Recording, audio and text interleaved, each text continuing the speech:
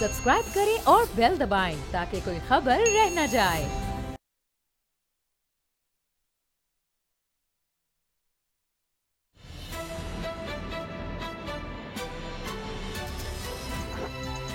अब पता चला। बिस्मिल्लाहिर्रहमानिर्रहीम, अस्सलाम वालेकुम। मैं हूं मोहम्मद उसामा गाजी और आप देख रहे हैं अब पता चला। सच ही कहते हैं, जैसा करोगे वैसा भरोगे। पीपल्स पार्टी मौलाना फजलुर रहमान के आज़ादी मार्च की हिमायत करके हुकूमत के लिए जो गड्ढा खोदने का सोच रही थी, आज लाड़काना के ज़िम्नी इंतखाबी नतीजे की सूरत खुद इसमें जा गिरी है।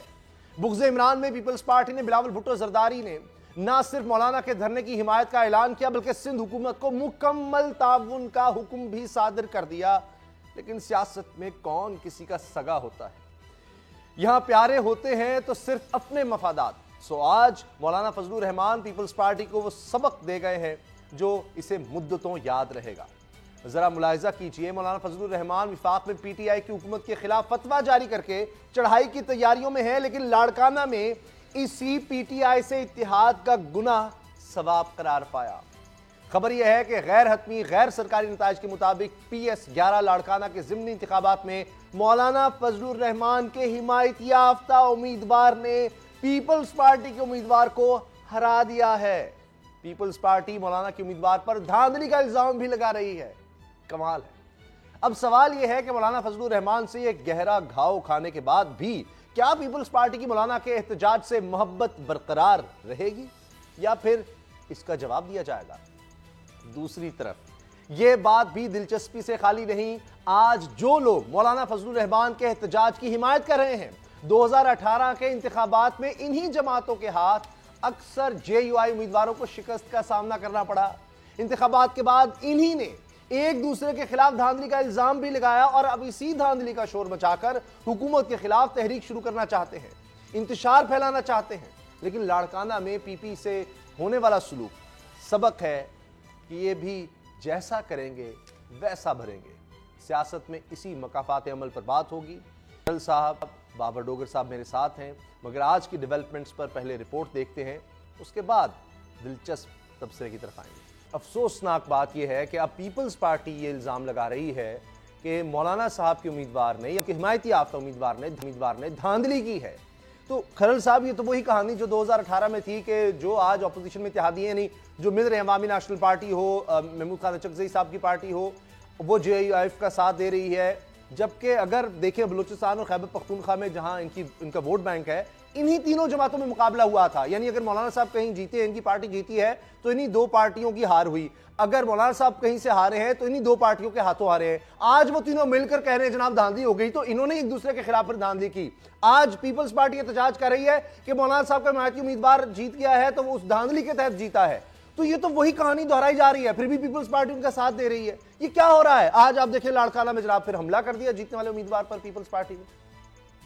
देखिए, जिस तरह आपने देखा कि GDA के लोगों पे जिस तरह हमला किया गया, उसके बाद पीपल्स पार्टी का जो उम्मीदवार है उसके RO के दफ्तर जो है दाखिल होने की कोशिश की, और जिस तरीके से chairman People's Party Bilawal Bhutto Zardari साहब की जानब से अपनी जो सूबाई क़यादत है और दीगर जो मकामी रहन उनके ऊपर मायूसी का इज़हार किया गया है। मुझे ये बताएं कि एक ज़िमनी इंतखाब है, पूरा मीडिया उसके ऊपर फोकस किए हुए था। पूरी आलमोस्ट जो पीपल्स पार्टी की क़यादत है, तमाम तर सरकारी मशीनरी जो सिंध हुकूमत के बड़े बड़े जो वज़रा हैं वो सारे वहाँ पे मौजूद थे। बिलावल भुट्टो जरदारी साहब वहाँ पे मौजूद थे। हर किस्म के रिसोर्सेज जो है वो इस्तेमाल किए गए। अपनी चूँकि इंतज़ामिया हल्का बंदियाँ बनाती है, डिप्टी कमिश्नर इनके थे, महकमा एजुकेशन इनके पास है, हेल्थ इनके पास है, मर्ज़ी के लोगों की ड्यूटियाँ लगवाई गई, पोलिंग का जो सारा स्टाफ है वो इनका मर्ज़ी से लगवाया गया। इलेक्शन कमीशन ने नोटिस भेजा कि बिलावल भुट्टो कैसे कैंपेन चला रहे हैं, यहाँ पर सारे वजीर कैसे कैंपेन चला रहे हैं। अच्छा, खुद आगे रहे और अब मायूस है कि क्या हो गया। चोर कोतवाल को डांटे। अब जिस तरीके से पूरी एक एक चीज के ऊपर जिस तरह नजर है, इनके लोगों के हाथों में फोन भी हैं। अगर कोई धांधली होती तो उसकी वीडियो भी आ सकती थी, उसके हवाले से कोई बात भी आती थी। अब ये सारी जो चीजें आ रही हैं, मुझे ये बताएं कि इनके गढ़ के अंदर, सिंध के अंदर हुकूमत भी है, और हमेशा ये एक मिथ है कि जनाब ज़िमनी इंतखाबात में तो हमेशा जो सूबे में या मरकज़ में हुकूमत हो, कम अज़ कम जो सूबे वाली हुकूमत होती है उसी का ही बंदा जीतता है। अब मुझे ये बताएं कि इनके गढ़ के अंदर जहाँ पे कहते हैं भुट्टो जिंदा है और हर घर से भुट्टो निकलेगा, वो भुट्टो मेरा ख्याल है शर्मिंदा होकर वापस चला गया। ऐसा तो नहीं, हर घर से ऐसे निकलने की कोशिश बयानात से की है, लेकिन आगे जब उसने कचरा देखा है, करप्शन, लूट मार देखी है, तो भुट्टो वापस उस अंदर जाने पे मजबूर हो गया है। आज देख लिया आपने, अभी तक पीपल्स पार्टी का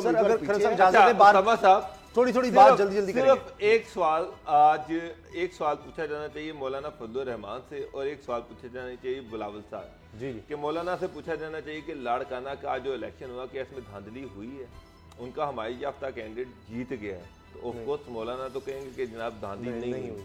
बिलावल साहब से पूछा जाएगा, बिलावल साहब यकीनन कहेंगे कि धांधली हुई, ऑलरेडी कह रहे हैं। अच्छा, वो कह रहे हैं कि धांधली हुई है और मौलाना कह रहे हैं कि मेरिट पे इलेक्शन हुआ है। इससे बिल्कुल पिक्चर क्लियर हो जाती है कि जब आप हार जाएं तो धांधली है, जब आप जीत रहे हैं तो इलेक्शन ठीक है। मौलाना हार गए तो धांधली है, मौलाना का भाई जीत गया तो इलेक्शन ठीक है। और एक अहम चीज जो है आज परवेज खटक साहब ने जो है ऑफर कर दी, उन्होंने वो कि जनाब हम मुज़ाकरत करना चाह रहे हैं, हम इनके साथ बैठना चाह रहे हैं, उनसे बातचीत करना चाह रहे हैं कि इनके मसाइल क्या, ये चाहते क्या हैं। उसामा साहब, इशू ये है कि अगर ये धांधली का इशू है तो ये डिस्कस करें, सीट टू सीट डिस्कस करना चाहिए, बताना चाहिए कि जनाब इन इन इन सीटों पर हुई है, ये हल्के खोल दें, हम ये हल्के खुलवाना चाह रहे हैं। नून लीग भी खुलवा ले, पीपल्स पार्टी भी वो हल्के दे दे जहाँ पे इनको है, और उनमें से आप कोई 2, 4, 5 हल्के ले लें, उसमें इलेक्शन कमीशन की ड्यूटी लगा दें, कोर्ट्स की ड्यूटी लगा दें, उसको बुलाएं, उस पर एक कमीशन बैठा दें, उनको चेक कर लें। भाई ये मुझे तरीकाकार समझ ही नहीं आया कि गवर्नमेंट इस्तीफा दे तो मुज़ाकरात होंगे। हाँ जी, और मेरा ये क्या बात, ये तो मजाक वाली बात है ना कि ना मेरी कोई डिमांड है, ना मैंने कोई इल्जाम है, कोई चीज नहीं है, हुकूमत इस्तीफा दे तो उसके बाद बात होगी। बात किससे करेंगे? तेल होगा ना राजा नाचेगी। उसामा साहब मिसाल है ना, दे देती है, ना नौमान तेल होगा ना राजा नाचेगी, ये वही बात है ना। आइंदा से आइंदा से मौलाना के कहने पर हुकूमत बना भी लिया करें और मौलाना के कहने पर हुकूमत तोड़ भी लिया करें। मौलाना को कभी किसान एक बताऊं, अच्छा उसामा साहब, तो सब चीजों को वज़ीर आज़म बना दे, वो तो अमेरिका से रिक्वेस्ट करते रहे कि आप बनाइए। चीजों का एक वन कहती आपको फार्मूला बताऊं, मौलाना साहब फौरन खत्म कर दे हर चीज। हुकूमत सिर्फ ये कह दे कि सिर्फ मौलाना साहब जिन्होंने डिमांड भी नहीं की कि मेरे हल्के के दोबारा रिकाउंटिंग कराई जाए या वहां पर धांधली हुई, हुकूमत कह दे कि हमें शक है कि मौलाना साहब के हल्के के अंदर शायद कोई गड़बड़ हुई है, तो उनको अगर इलेक्शन अनाउंस कर दिया है और मौलाना साहब को ये लगे यकीन था नहीं कि मुझे ये सीट मिल जाएगी, तो सारी चीजें खत्म। ये मैं आपको एक और बात बताऊं, क्योंकि उनकी कमजोरी है डीजल के बगैर असेंबली की बात की मौलाना ने फिर आ जाना है। मैं आपको बताऊं वहां पर री इलेक्शन करवा दे, ये फिर आ इसलिए तो बात नहीं कर रहे ना, वो तो फिर कहेंगे ना, वो तो ये कह रहे हैं, उनसे सवाल किया गया, उनसे पूछा गया कि आप कह रहे हैं दोबारा इलेक्शन हो जाए, अगर दोबारा इलेक्शन में पीटीआई जीत गई तो फिर उन्होंने कहा जी मैं फिर इस गवर्नमेंट के खिलाफ कैंपेन चलाऊंगा, और जब तक भी पार्टी पीटीआई हारती नहीं उस वक्त तक मैं कैंपेन चलाते ही रहूंगा। इनका मसला फार्मूला बताया, इनका मसला इमरान खान है, वहां पे इनका मसला पीटीआई है और इनका मसला कुछ नहीं। जब तक मौलाना को वजारत उज़्मा नहीं मिलेगी ना, वो आप कहेंगे जनाब पीपल्स पार्टी और नून लीग भी मेरी हिमायत करे। आपको पता है बड़ी बात नहीं है, अब इन्होंने सदर के इंतखाब के लिए पीपल्स पार्टी से भी कहा था कि नून लीग ने हिमायत कर दी है मेरी, तो अब आप भी करें, और अमेरिका तक से वो कह चुके हैं कि जी आप मुझे वज़ीर आज़म बनाएं, तो कोई बईद नहीं है।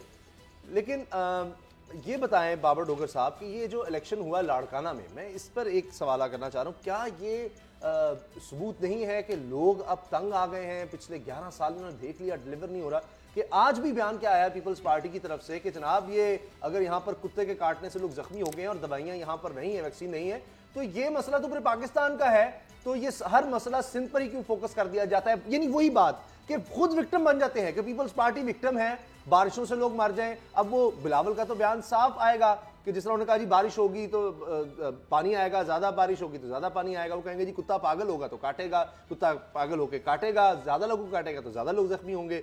तो अब ये क्या ये लोग इससे बेजार हो गए इन बयानात से, वो तंग आ गए हैं कि कूड़ा यहाँ से उठता नहीं है, कोई एक मसला यहाँ पर सिंध में हल नहीं होता, बारिशों में लोग मर जाते हैं? तो सामा साहब, इनका चीफ मिनिस्टर है, इनकी गवर्नमेंट है, इनके मिनिस्टर हैं, पिछले 11.5 साल से इनकी हुकूमत है। आप लाड़काना की गलियां देखें, कूड़े से अटी पड़ी हैं, वो लाड़काना यानी कि जो पीपल्स पार्टी का गढ़ है, जो कि बिलावल की होम कॉन्स्टिट्यूंसी है, वहां पर कूड़े क्रिकेट के ढेर लगे हुए हैं, वहां पर कुत्ते के कांटे की अद्वियात नहीं है, वहां पर रोजगार नहीं है, वहां पर कोई ग्राउंड नहीं है।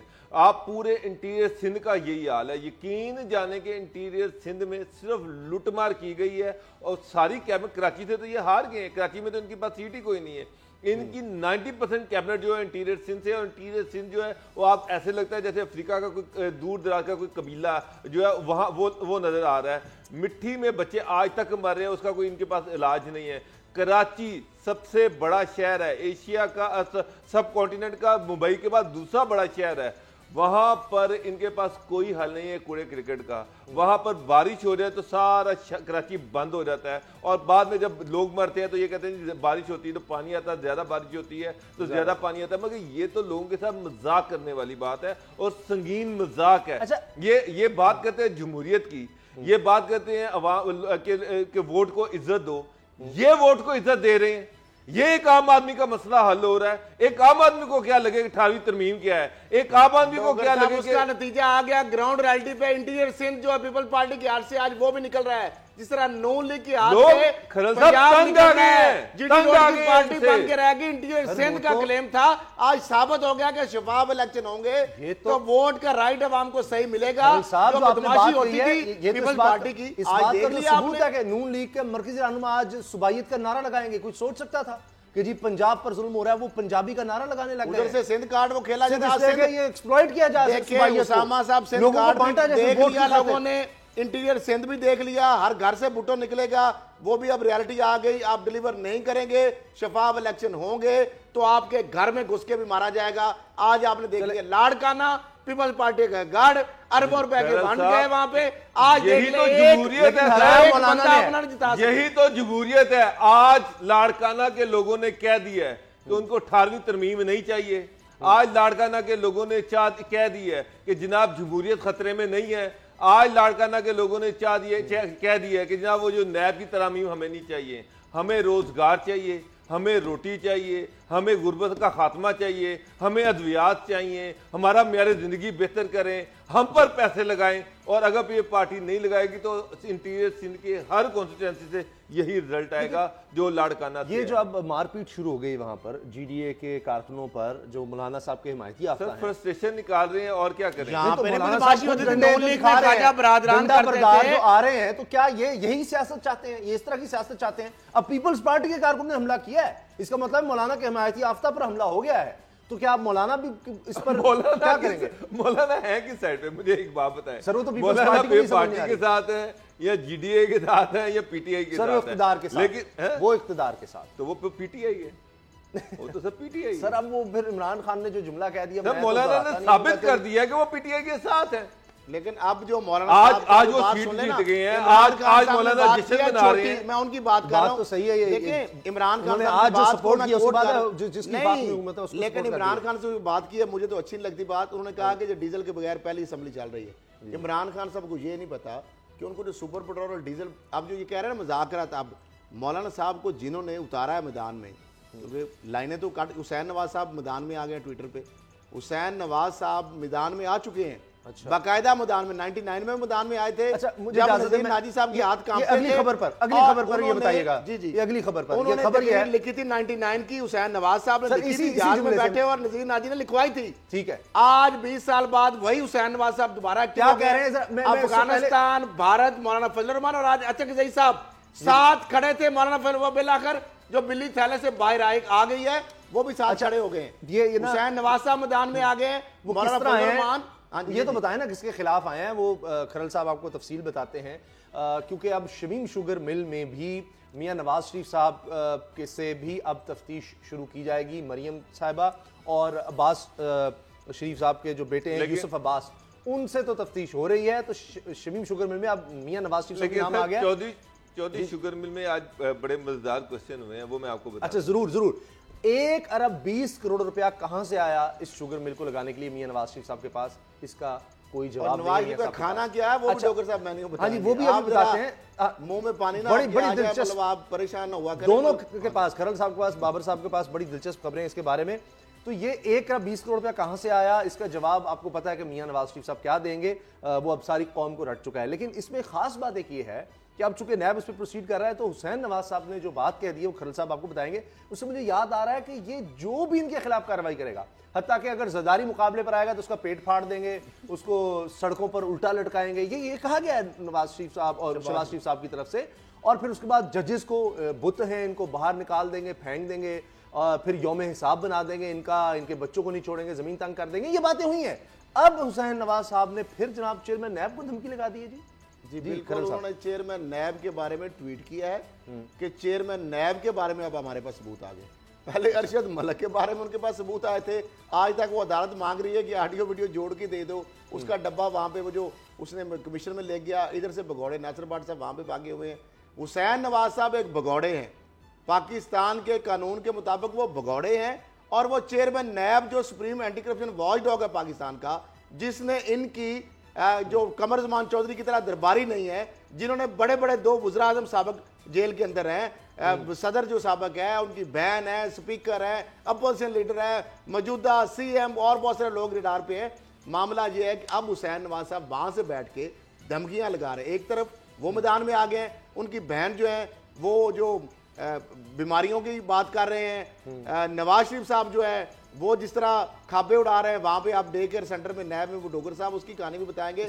लेकिन शमीम शुगर हवाले से जो बताया है 1 अरब 20 करोड़ रुपए, आज फिर जब उन्होंने पूछा, उनका ये मरियम साहिबा और ये जो 1200 मिलियन और अब्बास शरीफ वगैरह इनके पास किधर से आए, तो उन्होंने कहा जी इसका मुझे नहीं पता, मेरे वालिद साहब मरूम को पता होगा, मेरी वालदा मरूमा जो है शमीम, चूंकि उनका नाम शमीम अख्तर है, शायद उनको पता होगा, या मेरे बेटे जो भगौड़े हैं, जो पाकिस्तान के भगौड़े हैं, उनको पता होगा, बेटी उनकी जो बीमारी अब उसने बना लिया है। मुझे समझ नहीं आ रही कि ये पैसे अरबों खरबों रुपए की कहानी है। साहब आज चौधरी शुगर मिल्स के हवाले से भी उनसे इन्वेस्टिगेशन की गई, उनको बताया गया कि चौधरी शुगर मिल में आपके 1 लाख रुपए, 1 लाख के आपके पास शेयर थे, 1 लाख शेयर थे, 1 लाख शेयर है, 1 लाख आपके शेयर थे।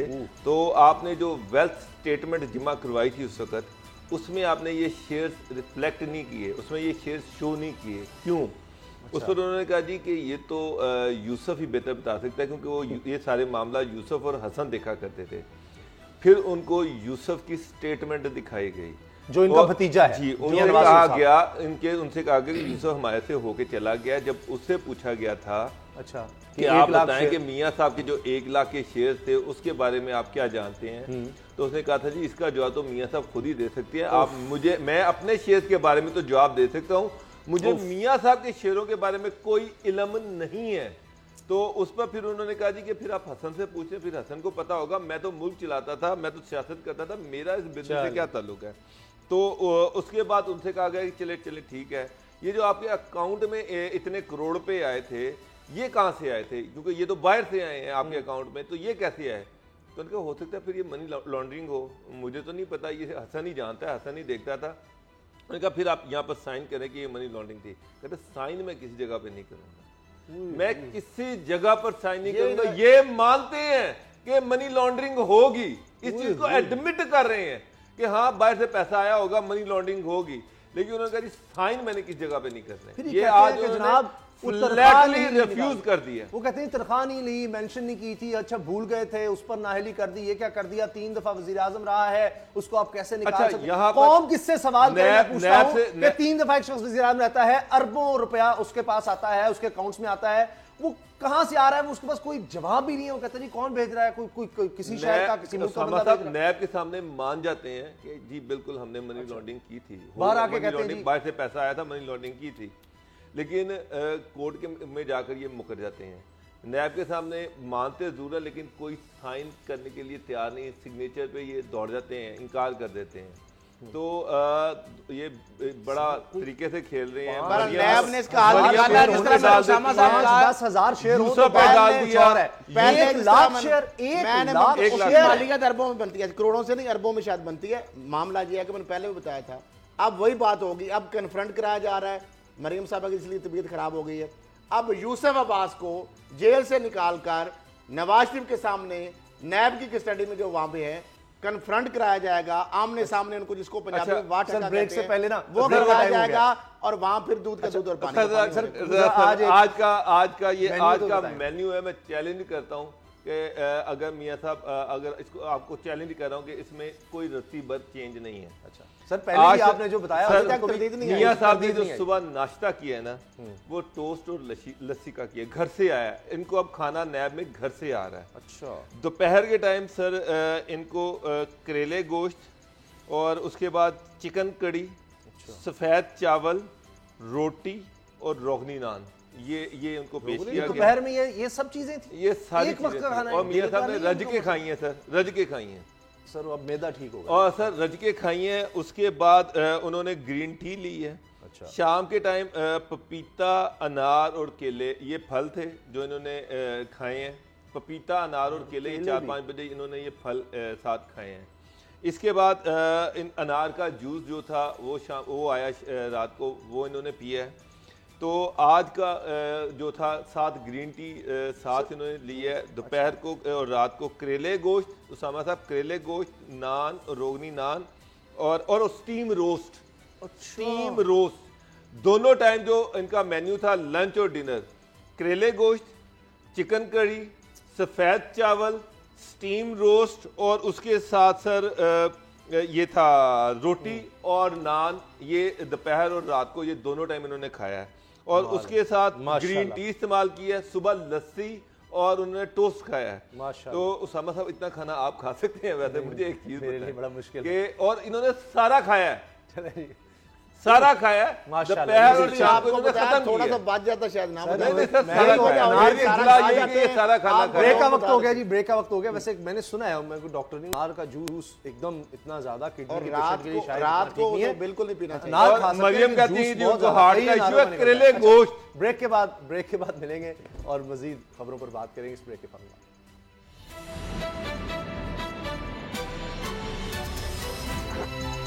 अब पता चला।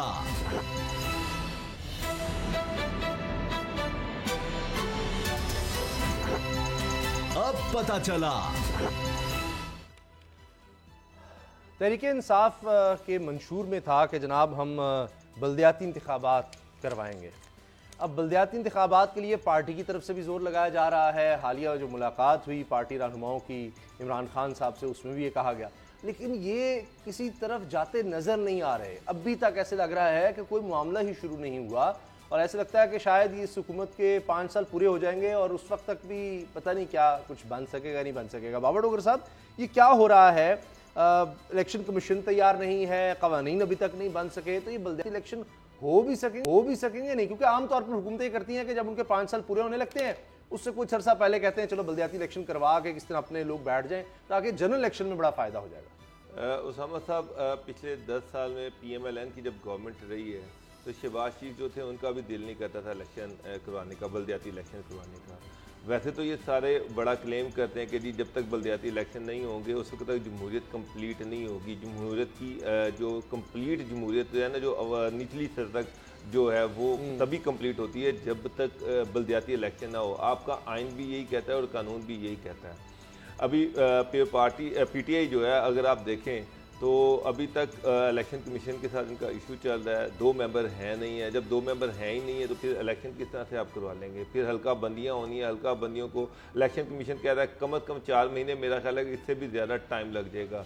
अभी तक तो डीलिमिटेशन चल रही हैं, हल्कों में DC जो है वो डीलिमिटेशन करवा रहे हैं और उसमें अभी वो भी प्रोसीजर कंप्लीट नहीं हुआ। तो ये तो मुझे तो ये इलेक्शन अगले साल भी होते नज़र नहीं आ रहे। और वैसे भी अगर देखा जाए तो PTI क्या इस पोजीशन में है कि वो लोकल गवर्नमेंट इलेक्शन करवाए? ये सिर्फ सियासी बयानात हैं। सियासत की हद तक तो ये ठीक है कि आपके वर्कर जो हैं वो आपको तंग कर रहे हैं, आपसे पूछ रहे हैं, वो ये चाह रहे हैं कि बल्दियाती इलेक्शन हो, वर्कर जो है वो उसमें अकोमोडेट हों। लेकिन गवर्नमेंट जो होती है जो वो कभी भी ये नहीं चाहती कि इख्तियारात जो MPs और MNAs इलेक्टेड लोग हैं वो ये कभी भी नहीं चाहते कि ये इख्तियारात जो है ये नून लीग ने भी तो करवाए थे ना मजबूरन, वो सुप्रीम कोर्ट के अहकामात पर, सुप्रीम कोर्ट के कहने पर सुप्रीम कोर्ट ने वार्निंग दी थी। सुप्रीम कोर्ट ने जब पूरा डंडा दिया तो उसके बाद जाके इन्होंने इलेक्शन करवाया और वो भी बहुत ज्यादा हीले बहाने करके पिछले 10 साल में शहबाज शरीफ साहब ने सिर्फ एक इलेक्शन करवाए हैं, सिर्फ एक दफ़ा इलेक्शन करवाए हैं, वो भी 2 साल तो वैसे सस्पेंड रहे हैं बल्दियाती हल्के। तो अब पीटीआई जो है, पीटीआई की वो भी मुझे इतनी कुछ जल्दी में नहीं लग रहे, सिर्फ बयानात की हद तक तो ठीक है, लेकिन मुझे खरल साहब क्या वजह? बल्दियाती इलेक्शन होते नजर वजह आज सीधी सी है कि पीटीआई जो खास तौर पे जो बुजदार सरकार है जो पंजाब के अंदर, उनकी जो सारा फोकस है वो है माल बनाओ पे। अब ये कल 16 अक्टूबर को इमरान खान साहब कहते हैं कि कोई ये कल की मीटिंग का मैं हवाल बनाता हूं, उसमें बाद ये शाहमूद कुरैशी साहब फट पड़े और चौधरी सरवर और कोर कमेटी की जो मीटिंग थी उन्होंने 3, अब आपको पता है अर्बनाइजेशन हो चुकी है कि जो मना है यानी कर दी गई है, इस्लामाबाद, रावलपिंडी और लाहौर में सोसाइटियां नई बन सकती, टावर बन सकते।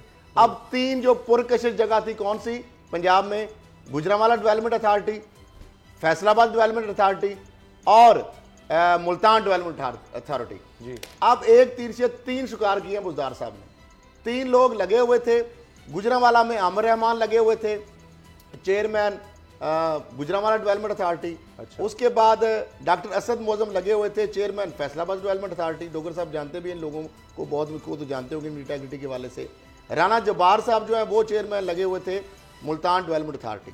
शाहमूद कुरैशी और चौधरी सरवर साहब के वाले से इनको खर्चा था, शायद इनके बंदे हैं। अच्छा। अब आगे गेम क्या खेलिया बुजदार साहब ने, कल इनको फारग कर दिया। अब इन तीनों जगहों पे नए बंदे ढूंढे जा रहे हैं और बड़ी डील की जा रही है कि ज्यादा से ज्यादा उनसे पैसे लेने हैं और इसके लिए टास्क दिए जा रहे हैं। गुजरांवाला में जो लगाया जा रहा है एमपीए नून लीग के हैं अशरफ अंसारी साहब पीएमएलएन के। अच्छा। उनके भाई हैं यूसुफ अंसारी साहब, शायद उनको लगाया जाए और एहसन जमील गुज्जर साहब को बदनाम करके उनके खाते में डाल दिया गया। ये जिस तरह बुजदार साहब बहुत सारी चीजें उनके खाते में डाल देते हैं, उनके वाले तो वहां से अच्छा एमपी है ना। अच्छा, उनके खाते में डाल दिया कि उन्होंने ये बदलवाया, बाकी तो उन्होंने बदलवा लिए। अच्छा, आगे शाह महमूद कुरैशी साहब जब इनकी रिमूवल की बात कल हुई कोर कमेटी में, तो उन्होंने इमरान खान साहब को कहा कि अगर ये तीनों करप्ट है ना, करप्शन की वजह से इनको फारग किया गया, तो फिर सबसे बड़ा करप्ट मैं हूं। डोगर साहब इनको जानते, आगे सुन ले। ये अब अजमल चीमा साहब जो फैसलाबाद के वजीर हैं, उनको और बाकी जो लोगों को अपने जो बना लोग हैं कमाऊ पूत, उनको कहा गया कि अच्छा बंदा इस ओहदे पे लाया जाए। मुल्तान के वाले से तारक बशीर और ताहिर जो बशीर चीमा है उनको कहा गया है कि आप बंदा लाएं, या अपने जो आमिर तैमूर उनके जो फुफा हैं उनको कहा गया है। और ख़ास तौर पर जो तारक बशीर खान साहब ताहिर हैं, इन्होंने 1000 कनाल तकरीबन जो फाइल है बेची है। आईबी की जो स्कीम है गुलबर्ग ग्रीन, ये ज़राए जो हॉर्सेज माउथ हमें बताया गया है। और इतनी इनका प्रेशर था कि 1/4 250 की बजाय 700 फाइलें ली गई हैं। अब उनका भी टिल्ट है, सारी इन्वेस्टमेंट चूंकि मुल्तान में आनी है, एमडीए में आनी है। अच्छा। जीडीए में भी अपना माल बनाना है और आपने एमडीए फैसलाबाद जो डेवलपमेंट अथॉरिटी वहां पे माल बनाना है। तो एक तो ये खांचा हो गया। इसके बाद आगे आज असद खोकर साहब चेयरमैन थे शिकायत सेल, वो तो 5 खिलाफ बंद कर दिया गया, फुटप्रिंट अभी बाकी हैं जिनके खिलाफ।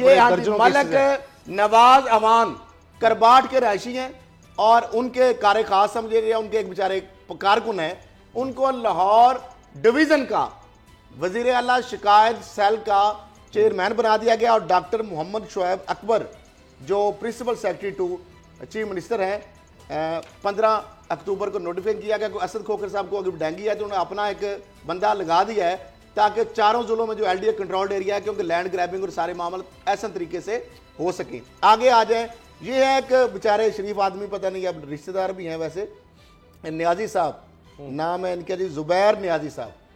इनको असद खोकर की जब हटाया गया तो इनको लगाया गया, ये अगस्त 28 का नोटिस है, नोटिफिकेशन है, ये भी मोहम्मद शुएब अकबर साहब ने निकाला है। इन बंदों को बेचारे शरीफ आदमी जो चेयरमैन शिकायत सेल है सीएम, इनको डोगर साहब 5 क्लब के अंदर एक दिन एंटर नहीं होने दिया गया। ये इमरान खान साहब के रिश्तेदार भी हैं। अच्छा, एक बात ये क्या सीख लिया? आप मुझे ये बताएं कि ये जो सारी वारदातें हो रही हैं, इस वारदातों का क्या इमरान खान साहब को पता नहीं है? अच्छा सर, क्या इदारों को पता नहीं है? जी, बड़ा सवाल है। इसी तरह सिंध में छोटी सी बात, रात को 5 मिनट हो गए जी, चले बात करें जी। डोगर साहब आप ये बताएं कि ये क्या, वो मैंने सुना था कि एक नून लीग के ही आम रुकन थे, उन्होंने मुझे बताया कि ये अब तो लाहौर के इर्द गिर्द जितनी जगहों पर सोसाइटी अगर कोई बन सकती है तो वो या मरियम साहिबा ले चुकी हैं या हमजा साहब, यानी उनके फ्रंट पर लोग और होंगे, तो कोई जगह बची नहीं। तो ये बुजदार साहब ने भी अब ये कुछ सीखने की कोशिश की है कि ऐसे लोग लगाओ ताकि वो माल बनाने में या बताने में मदद कर सकें कैसे पैसे बनाने हैं, कहाँ कहाँ सोसाइटीज बनानी। उसामा साहब, बुजदार साहब ने जो सारी ब्यूरोक्रेसी रखी है ना, वो सारी वही है जो शहबाज शरीफ साहब के इर्द गिर्द फिरा करती थी। जो उनके लॉयलिस्ट थे वो अब बुजदार साहब के पास हैं तो उनके पास भी जो फार्मूले हैं वो तो पुराने ही हैं, नए तो नहीं हैं। तो वो पुरानी चीज़ें जो है वो उनसे सीख रहे हैं कि वो उनसे ये उनको वो ब्यूरोक्रेसी जो उनको सिखा रही कि शहबाज शीर साहब जो थे वो किस तरह से माल बनाते थे। मसलन लाहौर में शहबाज शीर साहब है, उन्होंने लाहौर वेस्ट मैनेजमेंट कंपनी बनाई, तो इन्होंने DG Khan waste management company बना दी। शहबाज शीर साहब जो थे वो भी अफसरों के बड़े तबादले करते थे, वो भी बड़ा करते हैं। तो जो उनके चहेते लोग थे वो इनको बता रहे हैं कि माल कैसे बनाना है, किस तरह से क्या क्या काम करने हैं, उस तरह से ये वो काम कर रहे हैं। तो अब मेरा ख्याल है खासी हद तक वो शहबाज शरीफ के फुटप्रिंट्स पर लेकिन खरल साहब की शिकायत यह है कि जी वो इमरान खान साहब को नहीं पता लगता इन चीज़ों। सर फाइलें तो खान साहब के पास से जा रही हैं। देखिए अभी लाखों रुपए लेके ताहिर चीमा साहब, बशीर चीमा साहब के जो बेनामीदारों की रजिस्ट्री की है, एक अजमल साहब चट्टा ने वहां पे जो तहसीलदार हैं वो कल पकड़े गए एंटी करप्शन में। नादर चट्टा जिनका 5 करोड़ का ट्रांजैक्शन हुई आर चीमा को किकबैक्स की, उनको लाहौर के लिए 50 लाख रुपए तक डील चली गई है। एक मोहम्मद अली साहब आए हैं, की भी कोई बात करना, हाँ जी, आप सिंध की भी शायद बात हाँ, करना सिंध की नासिर अली शाह साहब जो है बिलाखिर उनको बेवकूफ बनाने में 2 सिस्टमों की लड़ाई हुई। हमने प्रोग्राम किए, 2 सिस्टमों ने आपस में सुलह कर ली कि हम दोनों की सिस्टमों की मौत ना हो जाए। एक तरफ से सीएम ने डर के मारे मुराद अली शाह ने एक सिस्टम को डिसऑन कर दिया, और दूसरा सिस्टम जो है उनको हमने बांटा, उनका भी फोड़ दिया। वो कल 11 बजे तक उनकी सुलह हो गई है। उसके बाद जो यूनस सिस्टम था और जरदारी के पार्टनर और उनके जरिए जो सिस्टम चल रहे हैं वो 11 बजे तक इकट्ठे, उसके बाद नासिर शाह साहब के पास चले गए। वहां पे सुबह 4:30 बजे तक दिन चढ़ गया और उन्होंने वहां पे कुछ अहदोपमा कर लिए हैं। उन्होंने 2 स्कीमें काट रहे हैं केडीए की, और उसके बाद अरबों रुपए की जमीनों पे हाथ साफ करने का मनसूबा बना लिया गया है। अब नासिर शाह साहब को मामू बनाने का एक नया जाल बिछाया जा रहा है। देखते हैं। आखिर में बाबर डोगर साहब ये बताएं कि अब शाही जोड़ा जिस तरह लाहौर आया और मुख्तलिफ जगहों पर गए, बादशाही मस्जिद हो, उसके बाद आप देखें क्रिकेट एकेडमी उनका जाना, SOS विलेज, शौक खानम हॉस्पिटल, तो एक तो मसरूफ दिन और फिर वो कि इतनी डाइवर्सिटी मुख्तलिफ जगहों पर जाकर उनके जो जज्बात में देख रहा, तस्वीर में भी नज़र आ रहे हैं कि बड़े हसास, और जिस तरह बच्चों से मिल रहे हैं शौकत खानम में या दीगर जगहों पर, और वो जो पाकिस्तान में ट्रेडिशन है फैमिली की तरह और जिस तरह एक दूसरे का ख्याल रखा जाता है, उससे भी बड़े इंस्पायर नजर आए हैं। बिल्कुल समा साहब, आप देखें कि कितने अनथक हैं ये, कितने ये कि आप कहीं भी उनके चेहरे पे थकावट के आसार नजर नहीं है। बड़ा हेक्टिक शेड्यूल था कि सुबह जब वो आए हैं तो सीधा फिर SOS वो विलेज गए हैं, वहाँ पर जाकर वो बच्चों से मिले हैं, यतीम बच्चों से मिले हैं, और बड़ा उनके साथ वो बिल्कुल इन्वॉल्व इंगेज रहे हैं। उसके बाद वो NCN वहाँ पर आकर आपने देखा है वो क्रिकेट खेली, उसको एंजॉय किया है। उसके बाद बादशाही मस्जिद चले गए हैं। बादशाही मस्जिद आप देखें कि उसके साथ साथ वो अपने कपड़े भी चेंज कर रहे हैं दोनों। ये सारे एक हेक्टिक शेड्यूल के अंदर अंदर ड्रेसिंग साथ साथ चेंज होती जा रही है। बादशाही मस्जिद गए, वहाँ पर बादशाही मस्जिद में वो बैठे रहे, वहाँ उनको सारी उसकी हिस्ट्री के बारे में बताया गया, वो बड़ा मुतासिर हुए, बड़ा खुश हुए हैं वहाँ पर भी। उसके बाद कैंसर हॉस्पिटल गए हैं जहाँ पर उनको बताया गया कि वो उस वार्ड में लेके जाया गया जहाँ लेडी डियाना आई थी, जहाँ पर आकर उन्होंने बच्चों के साथ टाइम गुजारा था। उस वार्ड में उन्होंने भी अपना वक्त गुजारा, और वो पुरानी जो वो एक यादें हैं वो बाल ताज़ा हुई होंगी जब उनको वालदा यहाँ पर आई थी, और वो एक एसोसिएशन होती है वो बिल्कुल उन्होंने फील की। और बड़ा एक अच्छा फ्लाई कामों में बहुत ज्यादा काम किया था लेडी डायना ने, और बड़ी मशहूर सर वो 96 में फंड रेजिंग में आई। उसके बाद 97 में जब इसका आगाज किया गया, इफ्तिताह किया गया, उस वक्त भी वो यहाँ पर थी। तो उन्होंने दोनों दफा वो आई हैं, और आज ये जोड़ा जो उनको उनकी तस्वीर भी दिखाई गई लेडी डियाना की कि उस कमरे में वो बच्चों के साथ बैठी हुई हैं, उनके साथ बातें कर रही हैं। तो ये सारा उनका यादगार ये, लेकिन एंड पे आके हुआ ये है कि मौसम खराब था, खराब मौसम की वजह से इस्लामाबाद नहीं जा सके, फ्लाई नहीं कर सके, और अल्टीमेटली लाहौर में आज वो ठहरेंगे, और सुबह जब मौसम बेहतर होगा तो वो फिर जाएंगे। कल लाहौर में उनको सर टाइम खत्म हो रहा है, कल क्या होगा? कल सर मौलाना फजलुर रहमान साहब और शहबाज शीर साहब दोनों अपोजिट चीज़ें हैं, आपस में मिल रही हैं। अल्लाह खैर ही करे। जब आपको पता है अपोजिट वो जो करंट्स हैं वो मिलते हैं तो फिर कोई बड़ा स्पार्क होता है। कल पता लग मुझे तो कल फिर भी कुछ होता नजर नहीं आया। हालांकि दोनों तरफ से कहा जा रहा है कल को बहुत बड़ा धमाका हो जाना है। अच्छा जी खरल साहब, कल क्या होगा सर? 30 मैंने तो कल बताया था कि यार मोहम्मद बुज़दार साहब जिनको सिंध का ज़मीनी खुदा कहा जाता है, जो डिप्टी सेक्रेटरी और अरबों खरबों रुपए के उनके खांचे हैं, मैंने कहा वो बाहर चले जाएंगे। आज वो बाय बाय करके जहाज़ में, तस्वीर भी अगर दिखा सकें। वो कोई चले नहीं, गए हैं, अब वापस आराम आ से चले जाते गए। हैं या आगे कहीं जाते हैं, अब ये अल्लाह बेहतर जानता कल जी FATF का बाकायदा ऐलान किया जाएगा पाकिस्तान के हवाले, और अभी तक खबरें यही आ रही हैं कि पाकिस्तान को ब्लैक लिस्ट नहीं किया जा रहा, भारत की पूरी कोशिश के बावजूद, साजिशों के बावजूद, और ग्रे लिस्ट में ही पाकिस्तान रहेगा, और फरवरी तक कहा जा रहा है, और उसके बाद दोबारा एवोल्यूशन होगी। और एक और बात, कल से बिलावल भुट्टो साहब ने जो कहा था कि 18 अक्टूबर से हम हुकूमत मुखालिफ तहरीक का आगाज़ कर देंगे सिंध से, तो आज के लाड़काना के रिज़ल्ट के बाद मैं सोच रहा हूँ कि कल किस तरह का वो ऐलान करेंगे, कैसी तहरीक शुरू करेंगे, क्योंकि आज तो वो बड़े बरहम नज़र आए हैं अपने ही लोगों पर, MP और MNAs पर लाड़काना से, कि ये हुआ क्या है। और अब शायद वो अभी तक तो कोई तैयारी नज़र नहीं आ रही, लेकिन मे भी वो जलसा जुलसा तो कोई कर ही सकते हैं। इंशाल्लाह आपसे कल मुलाकात होगी, इजाज़त दीजिए, अल्लाह हाफ़िज़।